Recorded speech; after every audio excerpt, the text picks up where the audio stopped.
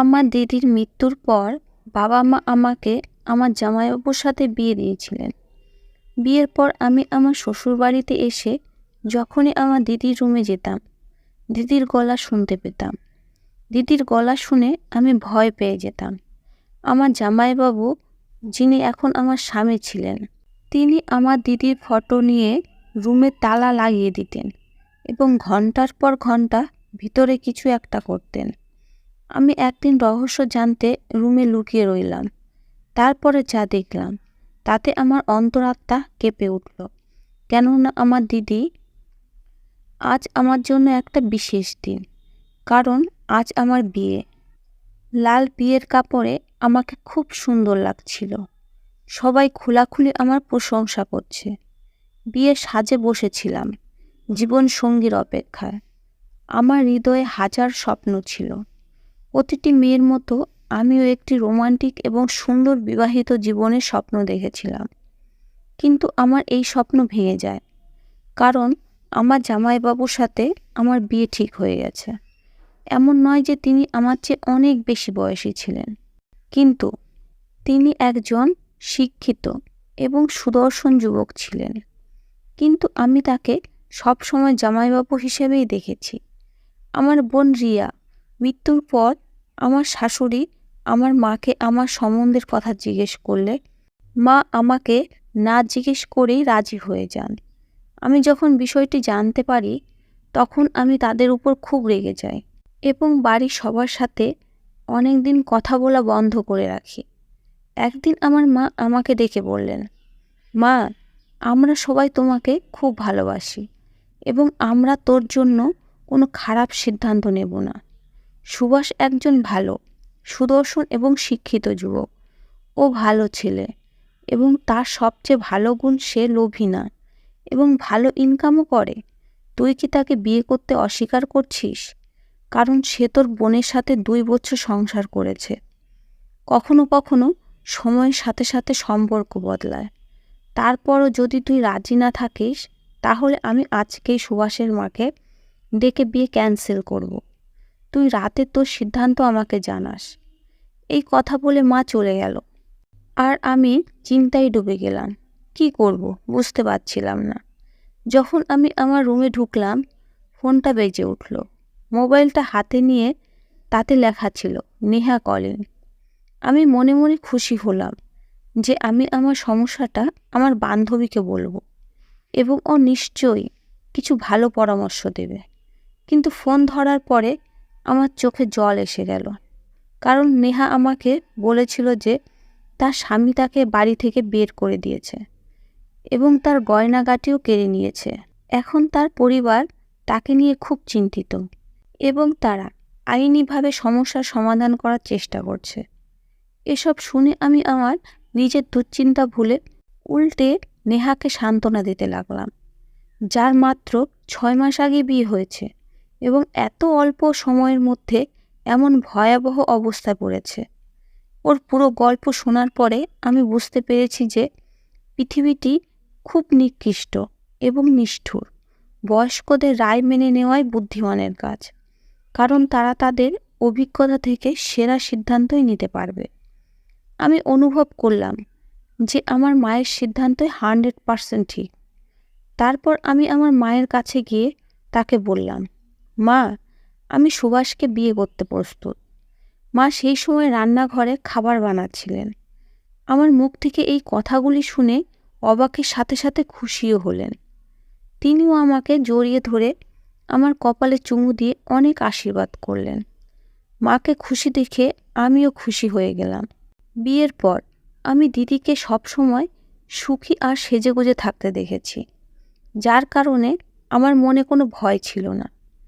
বিয়ের পর প্রথমবার আমি কোণে হয়ে তার ঘরে ঢুকলাম এবং দেওয়ালে আমার দিদির ছবি দেখা মাত্রই তার কাছে গিয়ে বললাম, আমার প্রিয় দিদি, আমি তোমাকে খুব মিস করি। তুমি খুব তাড়াতাড়ি এই পৃথিবী ছেড়ে চলে গেলে। আমার মনে হয় তোমার সমস্ত সুখ আমার জন্য ঢেলে দিতে তুমি এই পৃথিবীতে এসেছিলে। এই বলে আমি এসে সাজানো বিছানায় বসলাম। এখন সুভাষের অপেক্ষায় বসে রয়েছি। সামনের সুন্দর মুহূর্তগুলোর কথা ভেবে লজ্জায় লাল হয়ে যাচ্ছিলাম। এমন সময় দরজা খোলার শব্দ শুনতে পেলাম, তাই নিচের দিকে চোখ নামালাম। সুভাষ ভিতরে এসে দরজা বন্ধ করে বিছানার কাছাকাছি এসে চুপচাপ যেভাবে ঢুকেছিল সেভাবেই বেরিয়ে গেল। দরজা বন্ধ হওয়ার শব্দ শুনে আমি ঘোমটা থেকে মুখ বের করে অবাক হয়ে দেখলাম যে আমার দিদির ছবি তার জায়গায় নেই। সেখানে কিছুক্ষণ বসে রইলাম। কি করব বুঝতে পারছিলাম না। আমার মনে হলো সুভাষ 1 বছর পরও তার স্ত্রীর মৃত্যুর কষ্ট ভুলতে পারেনি। এই সময় তার আমার সাথে থাকা উচিত ছিল। কিন্তু একটা ভেবে আমি আমার জায়গা থেকে উঠতে তার পিছু নিলাম। আমি তাকে সান্ত্বনার কিছু কথা বলে সান্ত্বনা দিতে চেয়েছিলাম, যাতে আমরা একে অপরের ব্যাপারে কথা বলতে পারি। আমি রুম থেকে বের হয়ে সেই রুমে গেলাম যেটাতে সুভাষ গিয়েছিল, কিন্তু তা বন্ধ দেখে অবাক হয়ে গেলাম। ভারী কাপড়ের কারণে আমার বিরক্ত বোধ হতে লাগলো।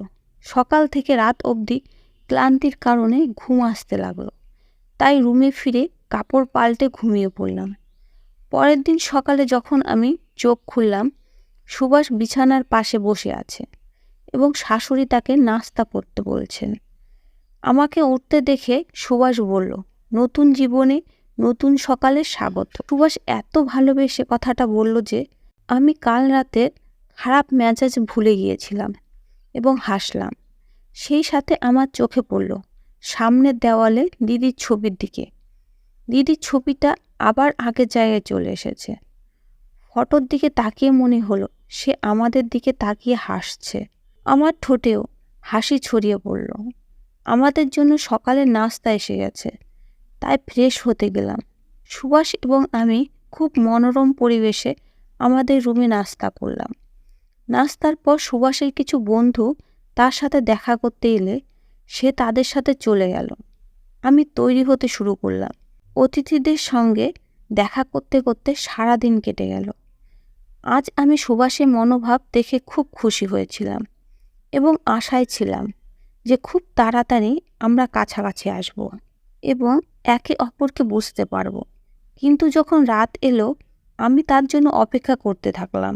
আমি খুব হতাশ হয়ে পড়লাম, কারণ গত রাতের মতোই সুভাষ রুমে এসে দিদির ফটো নিয়ে অন্য ঘরে চলে গেল। আমি বসে বসে তার দিকে কৌতূহলী দৃষ্টিতে দেখতে থাকলাম। আমার তার জন্য করুণা হচ্ছিল, সেই সাথে আমার দিদির কপালের উপর ঈর্ষা। সে এমন একজন বর পেয়েছিল যে তাকে এত ভালোবাসে যে সে তাকে এখনও ভুলতে পারেনি। আমি রুম থেকে বের হয়ে সুভাষ যে রুমে ছিল সেই রুমে গেলে রুম বন্ধ ছিল। আমি সেখানে দাঁড়িয়ে রইলে ভেতর থেকে সুভাষের কিছু বলার আওয়াজ শুনতে পাচ্ছিলাম। সে কারো সাথে কথা বলছিল। আমি দরজায় কান লাগিয়ে শুনতে থাকলাম, কিন্তু একটা কথাও বুঝতে পারলাম না। এরপর দেখলাম আমার শাশুড়ি আসছে। তিনি আমাকে জিজ্ঞেস করলেন, কি হয়েছে, এখানে দাঁড়িয়ে আছো কেন? এখন তাকে কিভাবে বলবো যে গত 2 দিন ধরে নববধূ তার বরের পিছনে ঘুরছে আর বর তার থেকে পালিয়ে বেড়াচ্ছে? আমার মুখ দেখে শাশুড়ি নিজেই বুঝতে পেরে বললেন, সমস্যা নেই, কয়েকদিনের ব্যাপার, তারপর সব ঠিক হয়ে যাবে। আমি হতাশ হয়ে আমার রুমে ফিরে এসে বিছানায় শুয়ে দিদি আর সুভাষের জীবনের কথা ভাবতে লাগলাম। আমরা 2 বোন ছিলাম। দিদি আমার থেকে 2 বছরে বড় ছিল। আমাদের বাবা মা আমাদের অনেক আদরে এবং স্নেহ দিয়ে মানুষ করেছেন।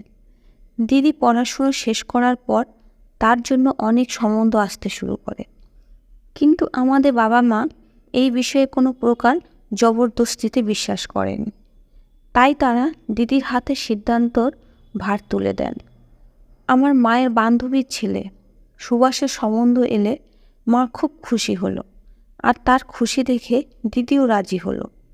আর বাবাও সুভাষকে পছন্দ করে, আর সুভাষ নিজেও দিদিকে একটা ফাংশনে দেখে আগেই পছন্দ করেছিল। আমি তাদের বিয়ে খুব উপভোগ করেছি। একমাত্র বোন হওয়ার আমার খুব গুরুত্ব ছিল। বিয়ের পর আমি প্রায়ই আমার দিদিকে এক অদ্ভুত দ্বিধায় পড়ে থাকতে দেখতাম, বিশেষ করে আমি যখন তার বাড়িতে বেড়াতে যেতাম।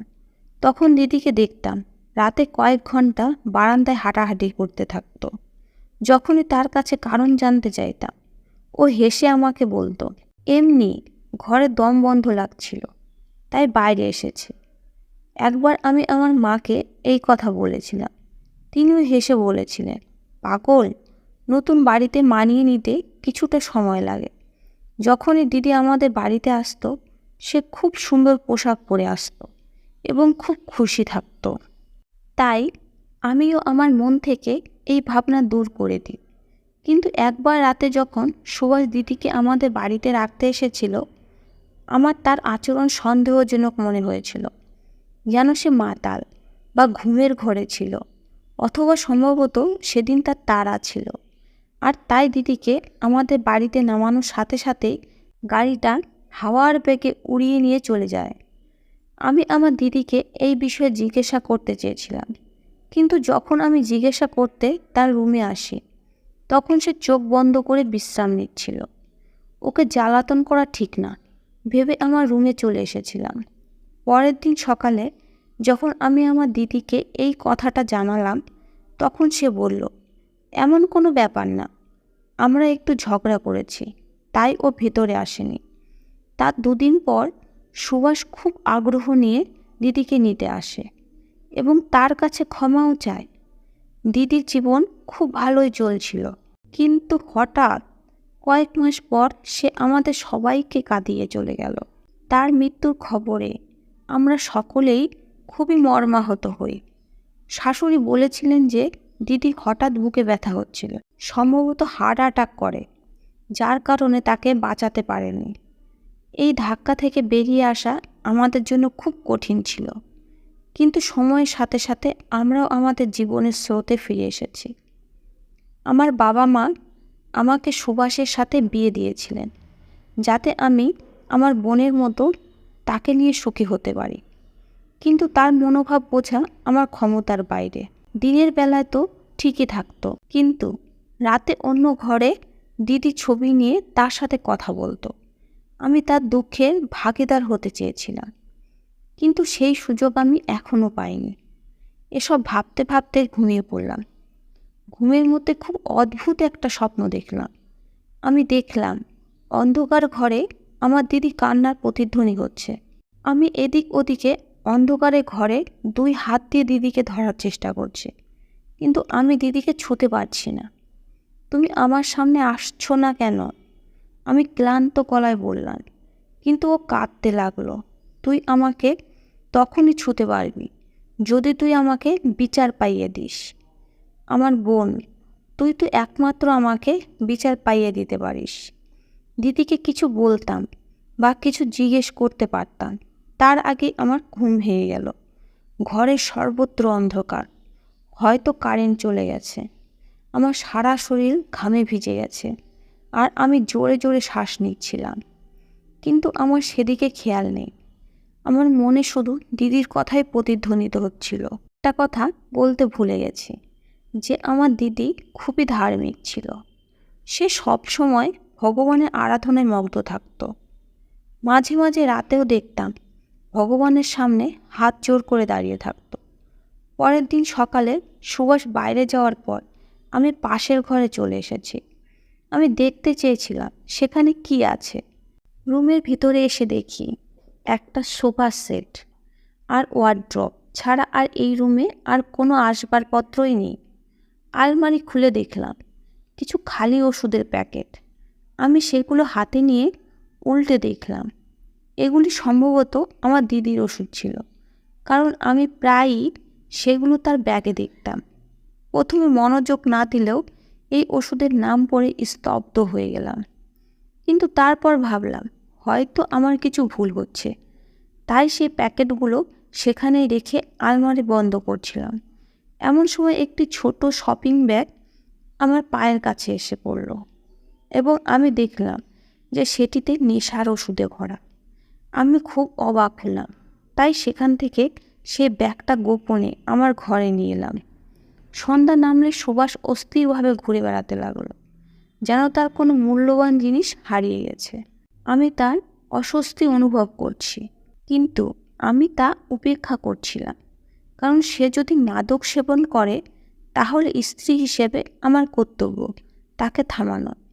আমি আমার বোনের ব্যাগেও এই ওষুধ দেখেছিলাম।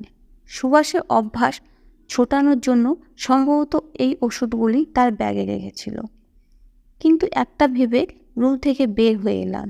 আমি জানতাম সুভাষের প্রিয় খাবার মটর পনির, তাই রান্নাঘরে বানাতে গেলাম। কারণ আমি শুনেছিলাম যে মানুষের মনের রাস্তা তার পেট হয়েই যায়। তাই আমি সেই পথ অনুসরণ করলাম। দিদিও সুভাষকে খুশি করার জন্য তার প্রিয় খাবার তৈরি করত। রান্নার শেষে কাজের মেয়ের সাথে টেবিল রেডি করে আমরা খেতে শুরু করলাম। খাবারটি সুভাষের খুব পছন্দ হয়েছে। সে চেটেপুটে খেলো এবং আমার প্রশংসাও করলো।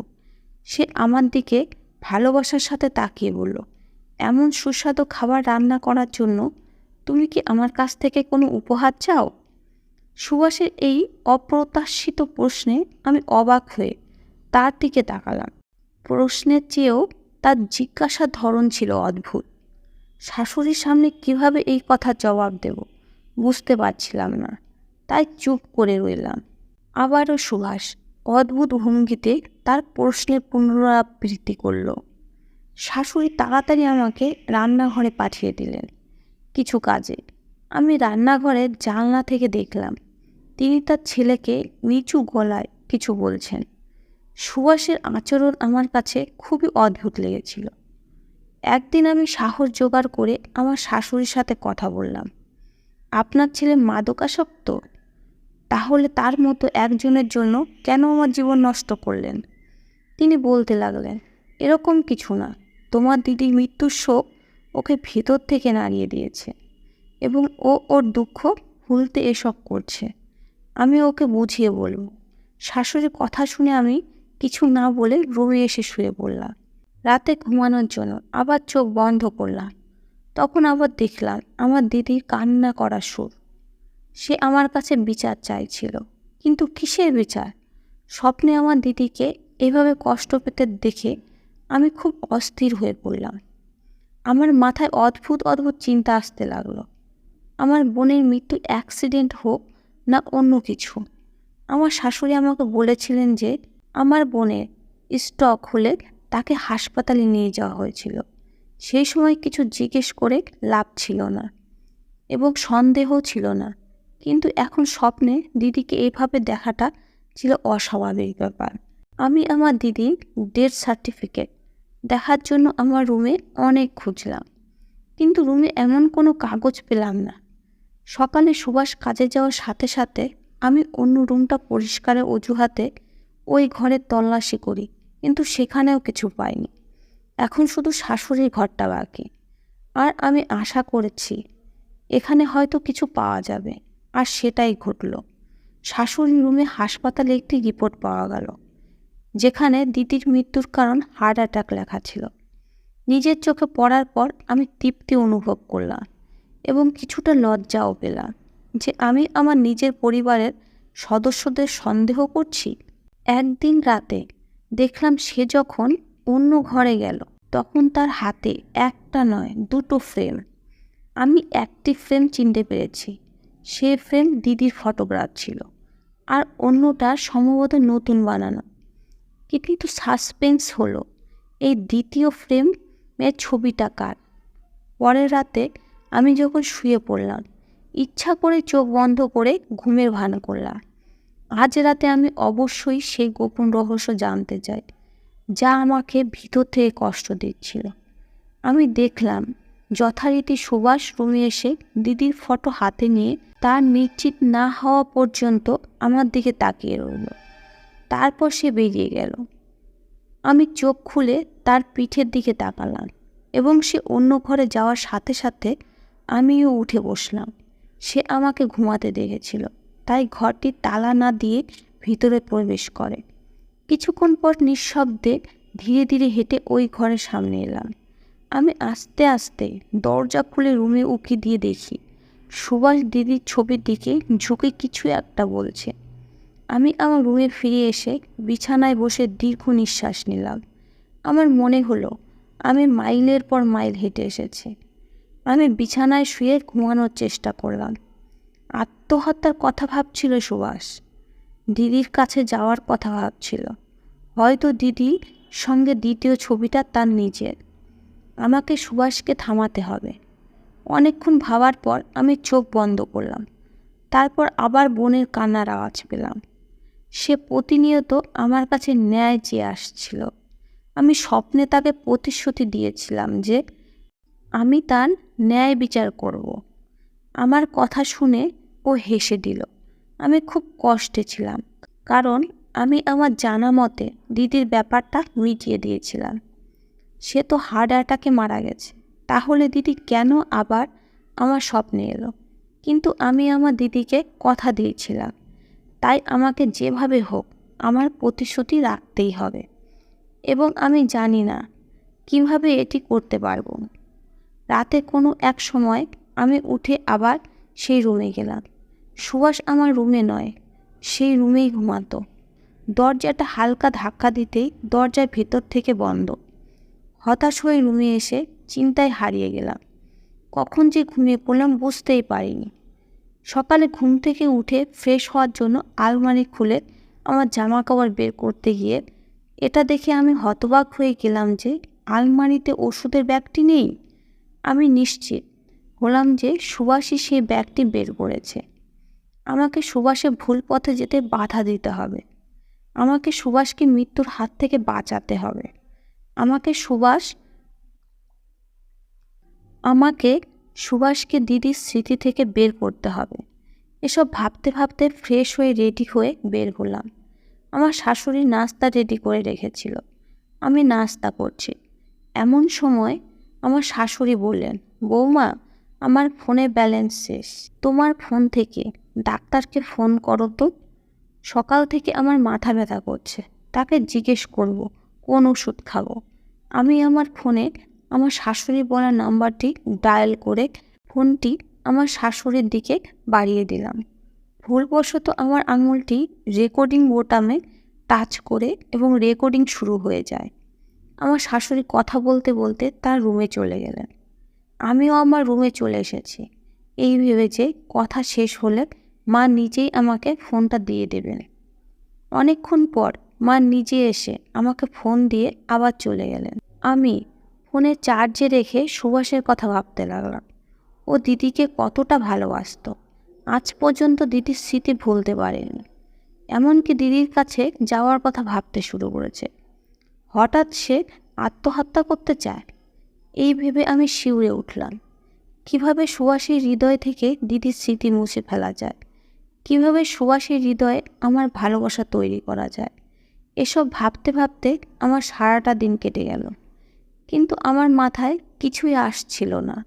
সন্ধ্যায় সুভাষ অফিস থেকে বাড়িতে এলে তার হাতে একটা পিৎজা বাক্স ছিল। সুভাষ রুমে এসে বলল, প্রিয়া, আমি তোমার জন্য এই পিৎজা এনেছি। তুমি কি পিৎজা পছন্দ করো? আমি পিৎজা খুব পছন্দ করতাম। আমি খুব খুশি হয়ে বললাম, হ্যাঁ সুভাষ, আমি পিৎজা খুব পছন্দ করি। সুভাষের মুখে একটা অদ্ভুত হাসি ফুটে উঠল, যা আমি বুঝতে পারলাম না। সে একই হাসি দিয়ে বলল, ঠিক আছে, তাহলে এই নাও, এই পিৎজাটা খাও। সুভাষ আমার দিকে পিৎজা এগিয়ে দিচ্ছিল।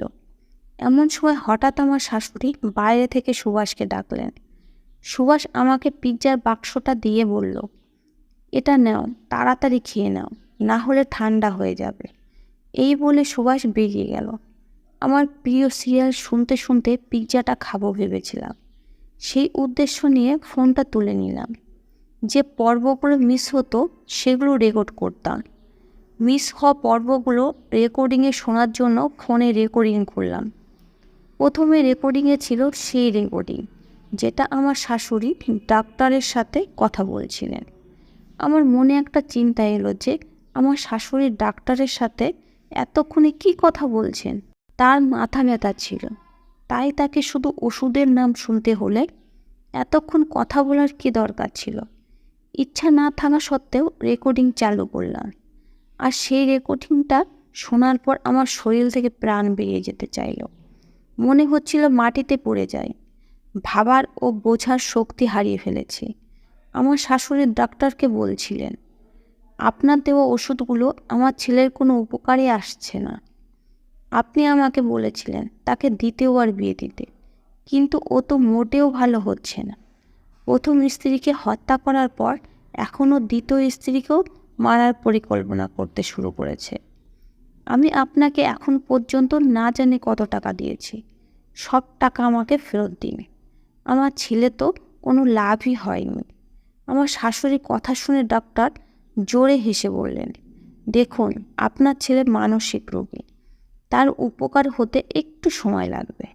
আর টাকার ব্যাগটা আমি আপনাকে 1 টাকাও দেব না। আপনার কথায় আপনার প্রথম বউয়ের নকল রিপোর্ট বানিয়েছিলাম যে সে হৃদরোগে মারা গেছে। আমি যদি পুলিশে গিয়ে আপনার এবং আপনার ছেলের এই জঘন্য কাজের কথা বলি, তাহলে আপনারা দুজনে সারা জীবন জেলে হাওয়া খাবেন। কাল আমার কাছে আসবেন, আমি ওষুধ পাল্টে দেব। ধীরে ধীরে আপনার ছেলে উপকার হবে। আর হ্যাঁ, আমার ফি অবশ্যই নিয়ে আসবেন। বলে ডাক্তার ফোন কেটে দিলেন। আমি হতভম্ব হয়ে বসে পড়লাম। তার মানে আমার দিদি হার্ট অ্যাটাকে মারা যায়নি, আমার দিদিকে হত্যা করা হয়েছে। তাকে কোনো কারণ ছাড়াই মেরে ফেলা হয়েছে। তাই আমার দিদি আমাকে স্বপ্নে দেখা দিয়েছিল আর আমার কাছে ন্যায় বিচার চাইতো। দিদির কথা মনে করে আমি হাউমাউ করে কাঁদতে লাগলাম। জ্ঞান ফিরলে প্রথমে উঠে রুমের দরজা বন্ধ করে দিলাম। আমি বুঝতে পেরেছিলাম যে সুভাষ আমাকে এই পিৎজা খাইয়ে মেরে ফেলতে চায়। নিশ্চয়ই পিৎজাতে কিছু মিশানো ছিল। আমি পিৎজার বাক্সটা একপাশে রেখে তাড়াতাড়ি বাবাকে ফোন করলাম। ফোনে সব খুলে বললাম। আমি যা বলছি তা বাবা বিশ্বাস করতে পারলেন না, কিন্তু তারপরে অনেক কষ্টে তাকে বিশ্বাস করাতে হলো। বাবা বললেন, চিন্তা করিস না মা, যত তাড়াতাড়ি সম্ভব পুলিশকে ফোন কর, আমিও ওখানে তাড়াতাড়ি যাচ্ছি। আমি তাড়াতাড়ি পুলিশকে ফোন করে আমার বাড়ির ঠিকানা জানালাম। কিছুক্ষণের মধ্যে পুলিশ আমাদের বাড়িতে এসে পৌঁছালো। অন্যদিকে সুভাষ, যে পিৎজা খেয়ে এতক্ষণে মরে যাবে ভেবে খুশি হয়ে বারান্দা দিয়ে হেঁটে বেড়াচ্ছিল। পুলিশ আসার সাথে সাথে তারা আমার শাশুড়ি এবং সুভাষকে গ্রেপ্তার করে। আমার শাশুড়ি এবং সুভাষ আত্মপক্ষ সমর্থন করে যে তারা নির্দোষ, কিন্তু আমার ফোনে আমার শাশুড়ি এবং সেই ডাক্তারের রেকর্ডিং ছিল, যা তাদের দোষী প্রমাণ করার জন্যই যথেষ্ট। সেখান থেকে দিদির স্মৃতির কিছু জিনিসপত্র নিয়ে সেই বাড়ি থেকে বাবা মায়ের বাড়িতে চিরকালের জন্য চলে এসেছি। আমি যখন দিদির ছবি আমার হাতে ধরলাম, তখন মনে হচ্ছিল দিদি হাসছেন নিজের জন্য ন্যায় বিচার পেয়ে, এবং সেই অমানুষের হাত থেকে রক্ষা পাওয়ার পরে আমি সুভাষের কাছ থেকে আইনত ডিভোর্স পেয়েছি। এখন আমি আমার অসম্পূর্ণ পড়াশুনো শেষ করে খুব ভালো একটা কাজ পেয়েছি। আমার বাবা মা আমাকে খোলা মনে মেনে নিয়েছে। তারা লোকের কথায় পাত্তা দেয়নি যে আমি ডিভোর্সি মেয়ে, কতদিন ঘরে বসে থাকবে।